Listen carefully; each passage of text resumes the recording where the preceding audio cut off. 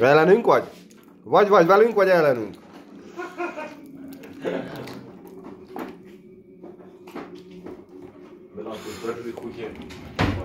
Povedz guláš, kto si dá na predaj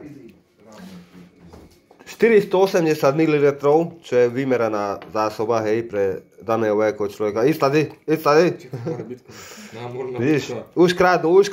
Bo už hovorím, cenu už kradnú. No, táto to nie je možné toto. No. Stojí 6,50 €. Ale u nás teraz chcaje, že dážď, ale že veľmi, hej. Už v pivnici mám vodu, neviem, víno, či nebude plávať, ale nemalo by. Podľa všetkého, však uvidíme, no.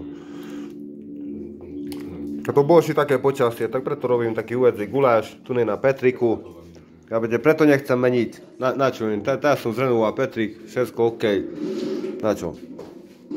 No, toto musím kúpiť, toto dolné, ale toto ešte vydrží týždeň. Všetko dobre, však nič nehorí, ne? Však tam mám aj toto poplašné, keby dačo.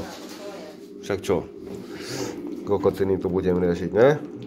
Dobrú chuť vám prajem. Objednávať môžete.